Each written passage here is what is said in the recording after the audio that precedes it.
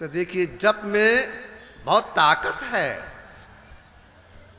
अगर कोई उठते बैठते चलते फिरते हमेशा जप करने का प्रयास करती हैं तो जपते जपते हृदय शुद्धि हो जाती है और जपा सिद्धि प्राप्त हो जाती है। केवल जप में जपा सिद्धि हो जाती है। जपा सिद्धि में क्या होता है?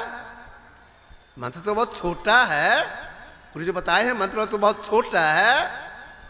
जपा सिद्धि में क्या हो जाता है? तुलसीदास महाराज ने लिखा है कि मंत्र परम लघु, किनकी लिखने कला कितनी अच्छी है।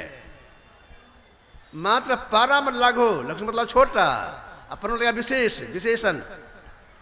मंत्र परम लघु जासु बस विधि हरि हर सुर सर्व महामत गजराज के बस कर अंकुश खर्व। मंत्र बहुत छोटा, अगर जप करके सिद्ध कर लेती है, उनको नहीं भागने देती हैं,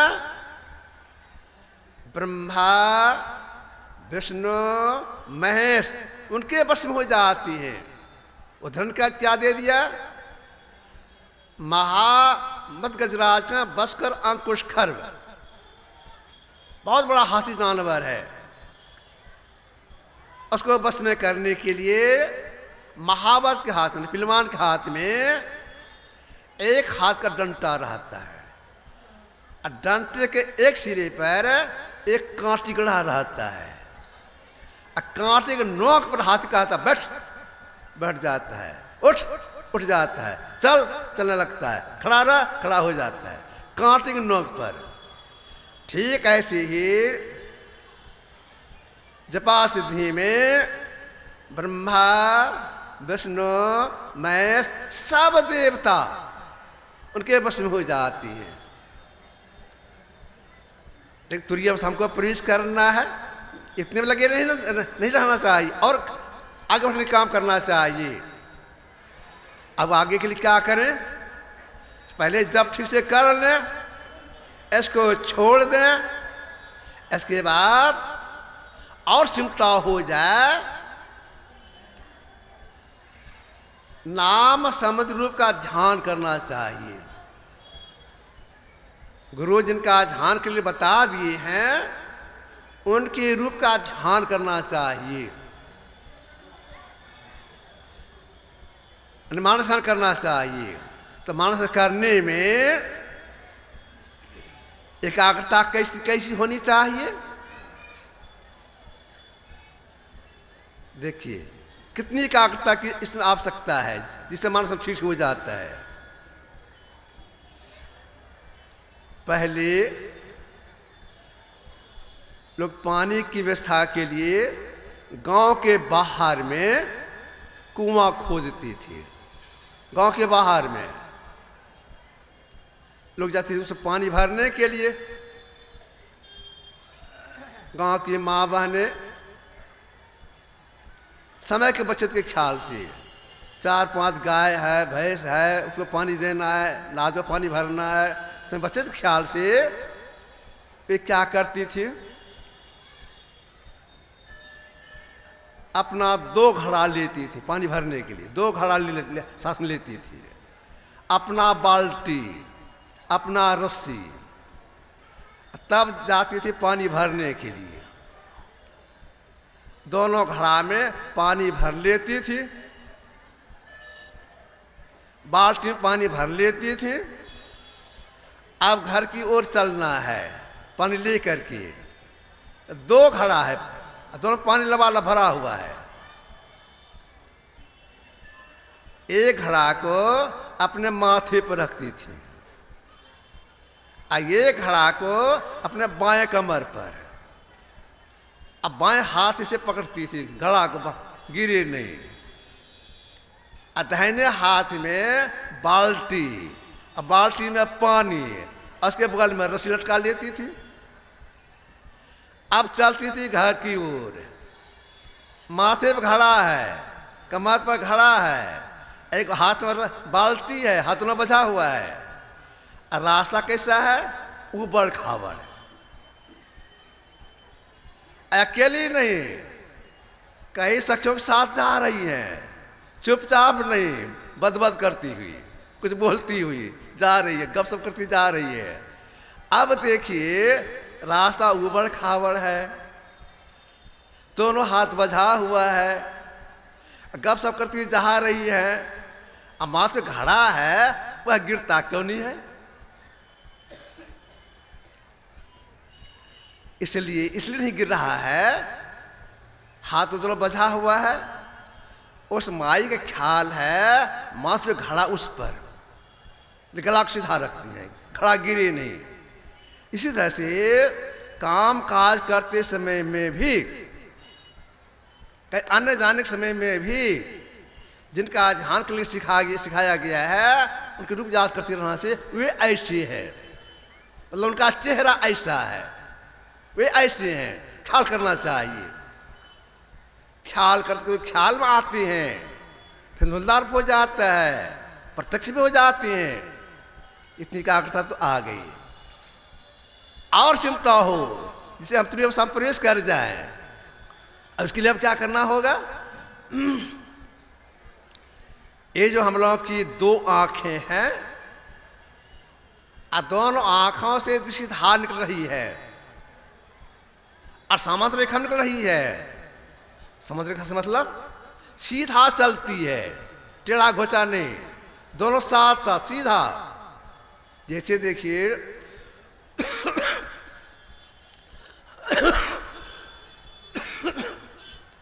हम लोग सूरज को देखते हैं, यहां से सूर्य तक दृष्टि चली जाती है, दृष्टि सटती है? नहीं सटती है। क्यों? समुद्र रेखा में चल रही है।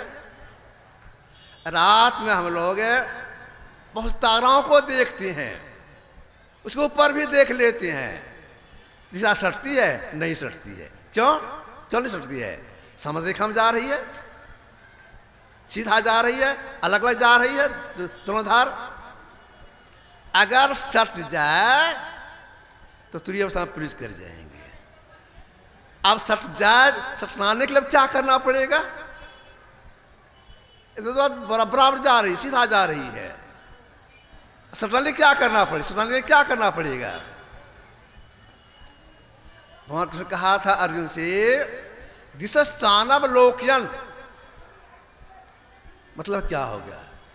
दिशाओं को नहीं देखना होगा तो शायद सट जाएगी, तुरंत प्रवेश कर जाओगे। दिशा स्थानव लोकयन, दिशाएं कितने हैं? दिशाएं 10 हैं, पूरब, पश्चिम, उत्तर, दक्षिण। इसके चारों कोने, 4 से 8 हो गए, ऊपर और नीचे 8 2 10 हो गए।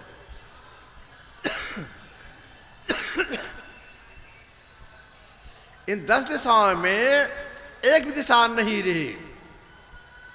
हम आंख खोल के देखते हैं, सामने में कोई दिशा,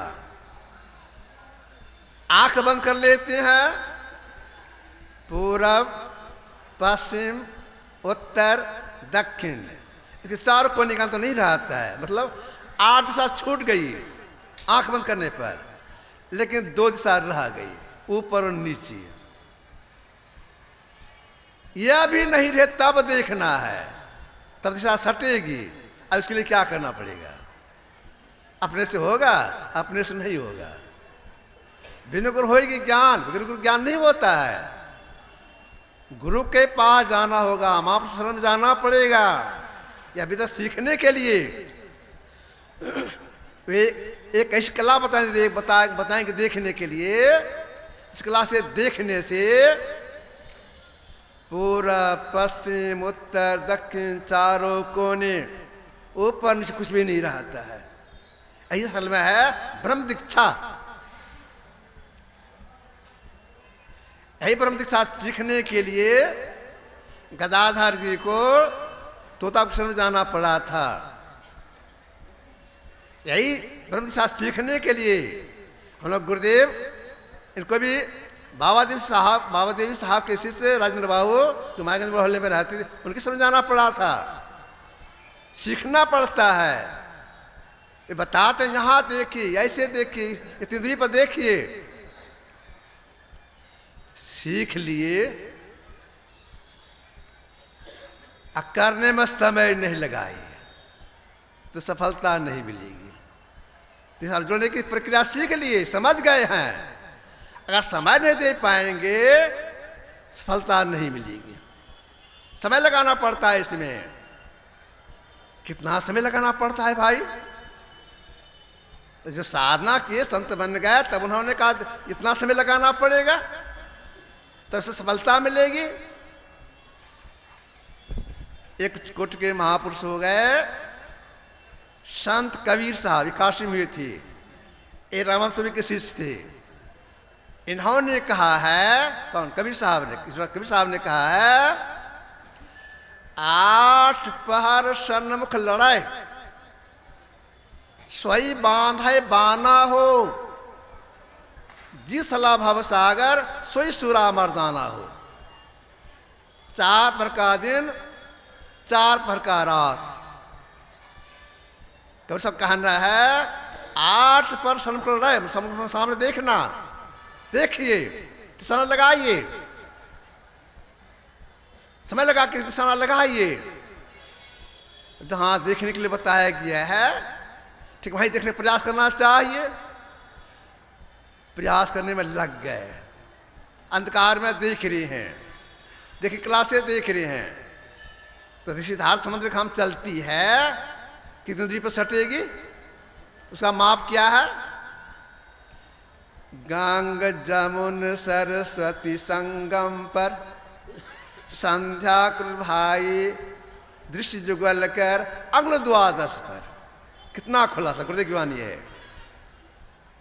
अग्ल द्वादश पर मतलब 2 और 10 12 अग्नि पर दिशाधार टकराती है और सटती है, तब तुरंत अवस्था प्रवेश होता है। 12:15 असवार पर नहीं, उसका माप किया 12 अंगुल। हम साधक काम है केवल अंधकार में देखना, निशाना लगाना।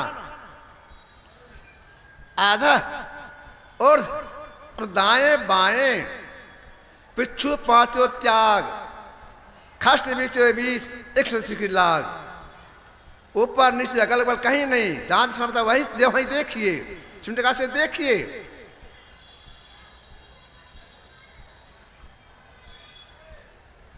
तुलसी तलब तलवी कराए नित सुरति निशाना हो, अंड अलख लखया सोई चढ़कर धरी ध्याना हो। तुलसी साहब की वाणी है। तुलसी साहब कह रही हैं तुलसी तलब दरभा, इसके लिए तलवी करो, नौकरी करो। अब तुम्हें प्रवेश करना चाहते हो नौकरी करो। क्या नौकरी करो? नित्य सुरत निशाना, निशाना लगाओ, मतलब अंधकार में देखो, शिवनिका से देखो, तो देखते देखते धारा अपने आप टकराती है, तब एक होती है। तब आप कहेंगे दिशा टकराती है तो जानने के कैसे टकराई है, कैसे जाने की एक हो गई है, तो जान जाएंगे। साधक जान जाता है। कैसे जान जाते हैं? बरसात के मौसम में कभी कभी बिजली चमकती है, तो बिजली की पैदाश कैसे होती है? 2 बादल हवा के झोंका लगने से जब टकराती है तो बिजली पैदा हो जाती है। आप 2 पत्थर ले लेंगे, ठोस पत्थर, एक दाहिने हाथ में रखेंगे, एक बाएं हाथ में रखेंगे, और जोर से ऐसे टकराएंगे चिनगारी निकल जाएगी। ये जो हम लोग दृष्टिधार है, ये प्रकाशमयी है, समरेखा में चलती है। दिखला से देखेंगे, एक बार टकराएगी, एक बार चमक दिखने आ जाएगा। कैसा चमक दिखने में आएगा? बिजली की चमक जैसा। आंख खोल के हम लोग बिजली चमक को देखते हैं, भीतर में ठीक वैसे दिखाई पड़ता है। छट छट छट छट बिजली छटकी गुरु की है। अगर कोई चमक को बिजली चमक को देखते रह जाती है तो देखते देखते अपने आप पर चमक बंद हो जाता है। तब क्या हो जाता है? तो दिशा सट जाती है। समय में क्या होता है? उनके अंदर बिंदु का उदय हो जाता है। दो बिंदु कहती हैं, बिंदु उदय हो जाता है। कौन सा बिंदु? तो सट गई तो कौन सा बिंदु उदय होता है? उस बिंदु कहा गया है परम बिंदु। परम बिंदु क्यों कहा गया? इसलिए उस बिंदु को कोई बाहर में नहीं बना सकती है। उस बिंदु में लंबाई, चौड़ाई, गहराई, मोटाई कुछ भी नहीं है। और ये परम बिंदु, उसी परम बिंदु को परमात्मा का चरण भी कहा गया है। उसी परम बिंदु से इस संसार की रचना हुई है। उस बिंदु को देख लेते हैं अपने अंदर में तो क्या हो जाता है? नाद उत्पन्न हो, नाद सुनता है। नाद में शब्द, बिंदु में नाद बोला है, बिंदु में नाद सुनाई पर शब्द सुनाई पड़ता है। तब क्या होता है? वहां पर बिंदु नादक वहां तुम्हें ले जाएंगे। अरे हारे में ही जो सहनाद के साइड दिखाएंगे, वही बिंदु उसमें जो नाद हुआ उस जीवात्मा को त्रिअवस्था में प्रवेश करा देता है। त्रिअवस्था बहुत लंबा है। त्रिअवस्था जो है बहुत लंबा इसकी है, कैवल तक है। भीतर घुस गया, दृष्टि खुल गई, आगे बढ़ रहे हैं। अगर इस नियम लगे रह जाएंगे तो जीव का परम कल्याण नहीं बताया गया है। और तुरीय अवस्था में ही फंसे रह गए, शरीर छूट गया, फिर शरीर धारण करने के लिए आना पड़ेगा। तुरीय अवस्था का अंतिम छोर कहाँ है? कैवल्य में, कैवल्य के पार। तुरीय अवस्था के पार जाना पड़ेगा, कैवल्य के पार जाना पड़ेगा। अब इसके लिए क्या करना पड़ेगा? इसके लिए शब्द साधना, एक शब्द की खोज करनी पड़ेगी। किस शब्द की खोज करने के लिए महापुरुषों ने कहा? भजो सत्य नाम, सत्य नाम, सत्य नाम एक। सत्य नाम के आधार पर स्थिर है संसार, जाने संतन विचार। भजो सत्य नाम एक, आदि शब्द, आदि के आधार पर संसार टिका हुआ है।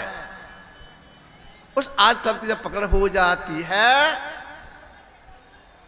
तो जीव की आप से खुल जाती है। जीव अपना पहचान कर लेता है, तो साक्षात्कार हो जाता है। यही हुआ असल में काज।